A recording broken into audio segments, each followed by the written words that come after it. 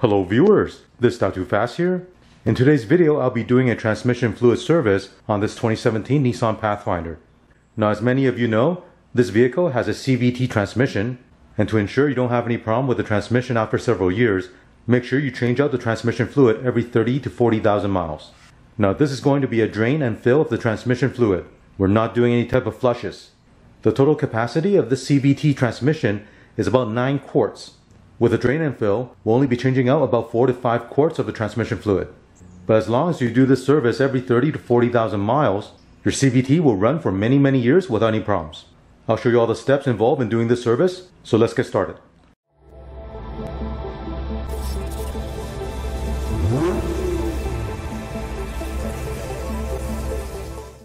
With the clearance you get with this SUV, you do not need to jack up the vehicle to do this service.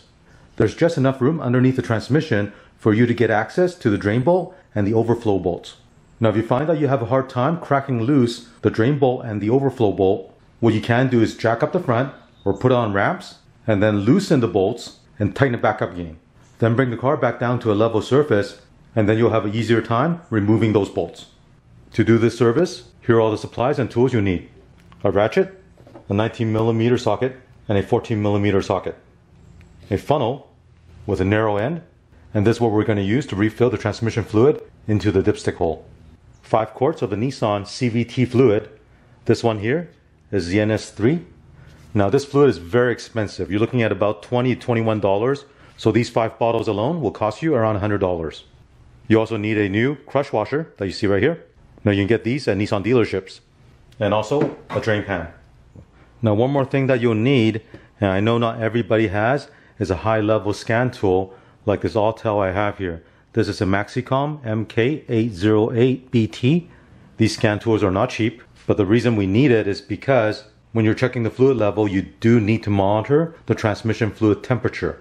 One thing about the CVT transmission fluid is it's very temperature sensitive. And this is why they took away the dipstick and required that the person working on the car need to watch the temperature of the fluid to check whether you have the proper fluid level. Now I know some people have used this type of infrared thermometer to measure the temperature on the drain bowl or the drain pan. This may and may not work because it all depends on the ambient temperature that you're working in. If let's say you're doing this service during the winter and it's very cold, that can drop that temperature reading by 5 to 10 degrees. Now if you're doing this work where the ambient temperature is say 75, 80 degrees and up, then this infrared thermometer might work for the service. And later on in the video I will show you the reading between the OBD scan tool and this infrared thermometer. And when you're checking the temperature of that drain bowl, it all depends on your ambient temperature. If it's too cold, then that'll affect the reading on that bolt. As a point of reference, today's ambient temperature here is about 80 degrees Fahrenheit. Now back to the scan tool. The thing that you need to be able to read is the live data of the transmission fluid temperature. And often many of the $40, $50 or even $150 scan tools will not give you that reading. So if you plan on doing the service yourself, or perhaps you have several cars you want to work on, you might want to invest in one of these scan tools so you can do the service properly.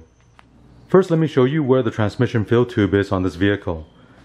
Near this engine cover, okay, to the right of it, right here, is the fill tube for the transmission fluid. So I'll first need to remove this cap that's at the top.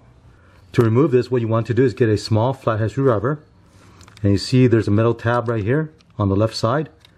Stick this screwdriver right next to it and then push the plastic tab towards the middle.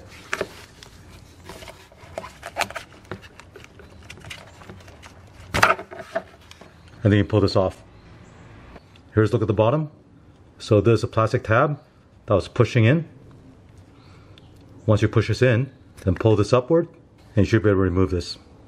Now looking at underneath the vehicle, I'll show you where the drain plug and the overflow plug is. So on this side you're looking at right now, this is a driver's side, and right here is a transmission oil pan. And this bolt you see here is a 19mm drain bolt. Now if you look further back, that silver bolt right there, that one is the overflow bolt. So the first thing we'll need to do is remove the drain bolt and drain the transmission fluid. Now when you're doing the service, make sure the transmission fluid is not hot so that we can bring the temperature up slowly later on when we're checking the level. If you have a scan tool, hook it up to your car and check the transmission fluid temperature. It needs to be under 104 degrees Fahrenheit. Now I want to show you if you do want to jack up the front of the vehicle to help loosen the bolt or tighten it later after the service is done, you can place a floor jack underneath the middle of the cross member that you see right here. Here I'm using an impact gun to break loose the bolts, and then I'll tighten it back up afterwards.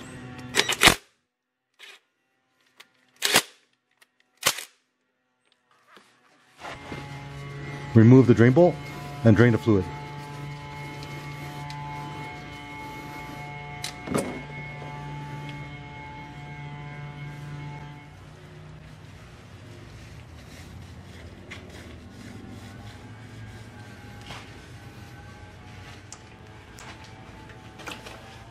Now looking at the drain plug, you see there's a copper crush washer. This is the same crush washer you use on the oil pan drain plug. And when you're doing this service, you do need to replace this crush washer. So go ahead and take off the old one. You just cut this.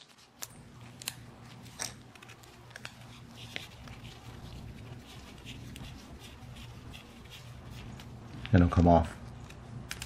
Now looking at the crush washer, the two sides are different. So what you want to do is place a side that is curved and this top side is flat.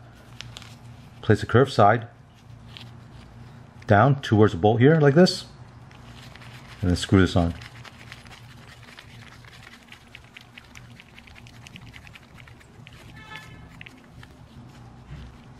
So when you tighten this down, you'll actually crush the washer that you see right here.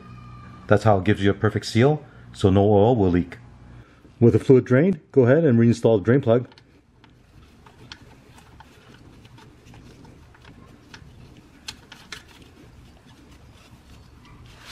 Wipe the area.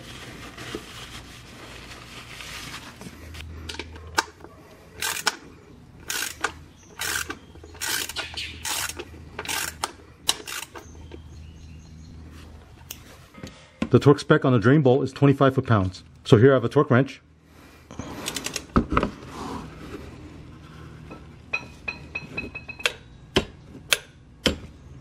So that's 25 foot-pounds. Now while you're down here, if you want to crack loose the overflow bolt, go ahead and do that, but make sure you tighten it back up afterwards. The overflow bolt is 14 millimeter.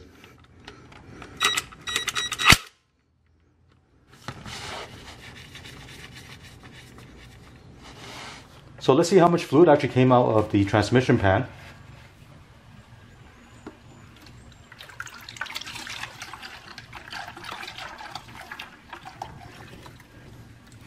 Now I should mention, with regards to the amount of fluid that came out of my Nissan Pathfinder, I know it was only 2.5 quart, and that is actually low. One possibility of why that is a couple of years ago I did get hit at the front, and it was taken to a body shop where they did disconnect the transmission cooler. And I always wondered if they actually checked the level afterwards. Now I know they didn't. So for the last couple of years, my CVT actually had low level of transmission fluid. Hopefully there weren't any damage to it. Now I should also mention, in the Nissan service manual, it actually only specifies about 3 1/8 quart to refill. So when I put in the new fluid, I'm going to start off with 3.5 quart and see if that's going to be enough. So here I have a funnel with a plastic tube, and this end here fits perfectly into the fill tube. Now if you're shopping around for a funnel that'll fit that fill tube, I want to give you the measurement. The opening of that fill tube is only about 1.3 centimeter. So you need something of that size to be able to fit that fill tube. I'll try to find something on Amazon that'll work for you. So if you need to buy the funnel, check out the link below. The only fluid that you should be using on the Nissan CVT is this Nissan NS3 fluid. I know it's very expensive, but you don't want to mess up your transmission. So now I'm going to fill 3.5 quart of this fluid.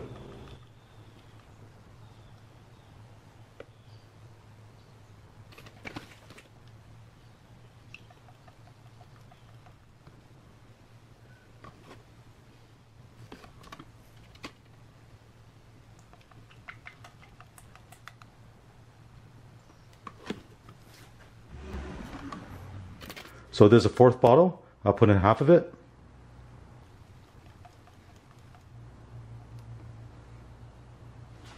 Now with this Autel Maxicom MK808BT, it's a wireless unit, so it comes with a Bluetooth dongle that you see right here.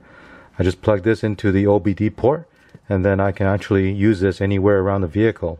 And it makes working around your car very convenient. Now you can start the car. Now while holding down the brake, what you want to do is move the gear selector through each gear. Here's reverse. Hold it for about 5 seconds. Neutral. Drive.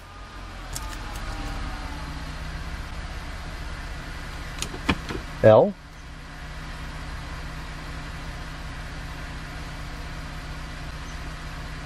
Back to drive. Neutral. Reverse.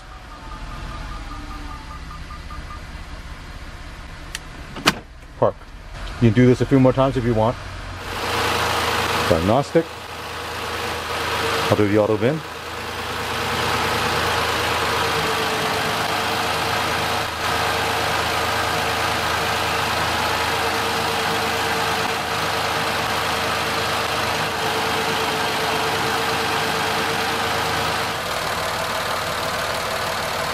Select diagnostic, control unit, transmission,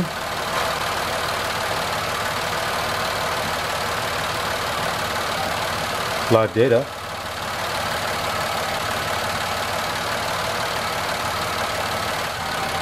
you can do a search for temp.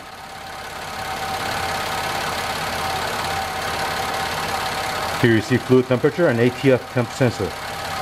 So we want to look at the fluid temperature. So as you can see right now, it's 102.2 degrees Fahrenheit. Now when you're checking the fluid level, make sure it's between 95 degrees Fahrenheit to 113 degrees Fahrenheit. You don't want it to go past 113 degrees Fahrenheit. If it does go past it, you will need to turn off the engine and let it cool down. Now you can check the fluid once it gets to around 104. And I have 104 right now. So let's go underneath and remove the overflow bolts. Just to let you know, the temperature is now 109.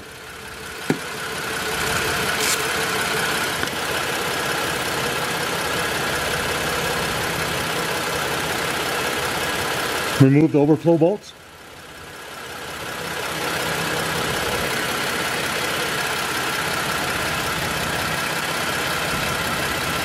The stream you see here is very thin, and actually it's probably not enough fluid, so I'm going to close this bolt back up and add more fluid.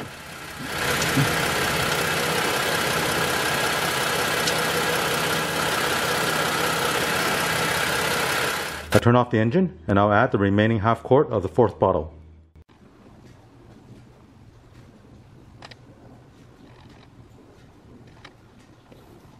Start the car again. And the temperature right now is about 105.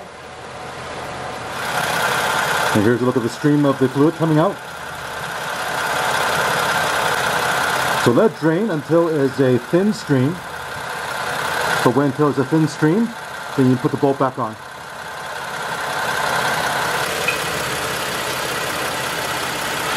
So I'd say that's pretty good. Close it up.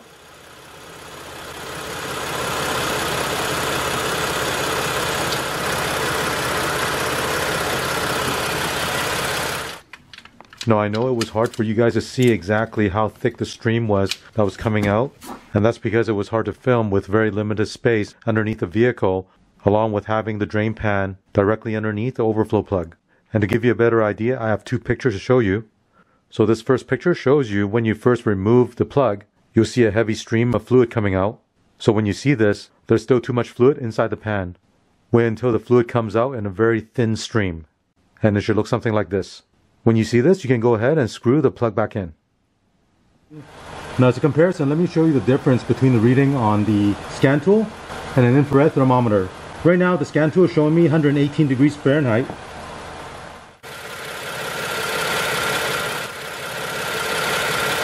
I'll check the temperature on the drain bolt.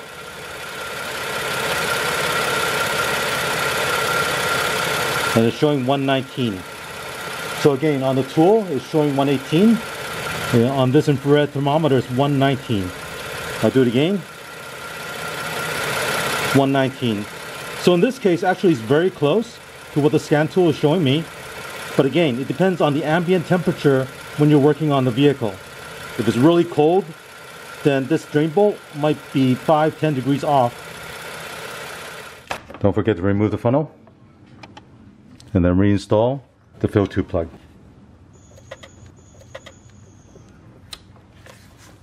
So during the fluid level check, this is how much fluid came out. This is probably about half a quart.